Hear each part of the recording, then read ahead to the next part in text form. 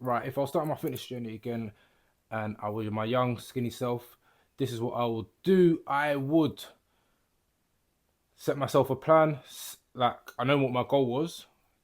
I was skinny, so I wanted to put on some muscle mass. So, first thing I'll do is I'll sit down, create a plan. I had a little bit more time, so I'll probably do a 5 to 6 day split because I enjoy training and I did when I was younger. So I'll get a plan and probably be push pull legs twice, or it would be push pull legs upper lower, something along those lines. And then I would dial in on my nutrition. So I was really skinny, so I'll probably go on like a bulk for at least the minimum 6 months, but I'll probably push it to a year. I'll go on a long bulk and try and put as much muscle mass as I could within that time frame. Especially if you've got them newbie gains, you're gonna put a lot of muscle mass. So combining that with a good bulk, I would I would do that. Prioritizing healthier foods, but when you're a newbie, you can kind of get away a little bit more with having junk food. And especially when I was younger, metabolism was firing up, so I'll probably have a little bit more junk food than I would per se now. So yeah, have a plan, and I would go on a bulk for a long period of time, at least 6 months probably, but probably looking more towards a year, maybe a year plus. Just see how my body reacts within 6 months to a year. If I haven't put too much body fat on, so I'm talking about getting towards the 20% body fat range, then I'll probably continue pushing it until my abs started disappearing, or I hit around 20% body fat, whichever one comes first.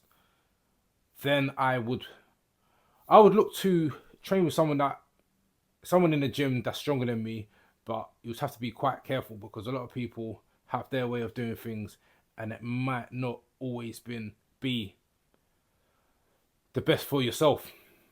So some things might work for some people. Some people might have their theories on how they should train. So yeah, I would aim to train with someone that's stronger than me, but it's a difficult one because if you're a newbie, you don't really know too much. So anyone that's in a gym is going to know more than you, even if they're doing the worst form in the world. You might think that's right.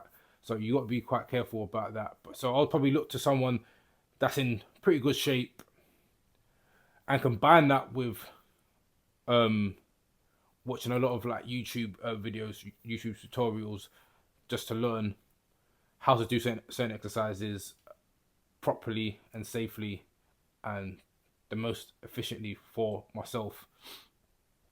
And looking back on myself, I'll probably prioritize building up my shoulders and arms a little bit more because I know now that they're probably a weaker part, and my calves, probably a weaker part of my body. I'd focus more on developing those areas more so than my chest and my back, which develop quite quickly. So they're the three things I'll definitely focus on. Other things I'll make sure I get on point is cardio, not undermining it, thinking it's not good because obviously I'm trying to put on size. So even though that's the case, I'm trying to put on size. Just make sure I have some cardio sessions because obviously your heart is the most important muscle within your body, bit more important than your biceps, chest, whatever. Heart is the most important thing. If that's not ticking, is not if that's not working, then you're dead. So make sure I got my cardio sessions in and mobility as well. As I've got older, I start to realize that mobility is very important. It's the reason why some people have better squats than other people, or to some degree anyway, and why you can perform certain exercises better than other people basically. So mobility would be another thing that I'd incorporate. It's not really that high on my list as being a newbie, but I was thinking in there somewhere because it is important to be quite mobile.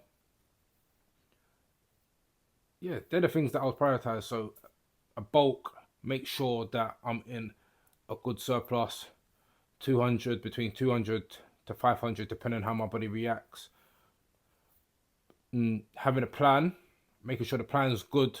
So prioritizing my compounds, getting very strong at my compound exercises more so. Prioritizing my shoulders and my arms because I know there are weak areas that I would want to bring up. Having some kind of guidance from someone more knowledgeable than I would be. Just be careful with that. Finding some people online that are very good and following their ways of training, their style of training, and adopting whatever person I go to the gym with as well. Just make sure I'm a little bit careful because, yeah, some people have their concepts and it might not be the best way of doing certain things. And making sure I incorporate cardio, and then lastly will be a little bit of mobility.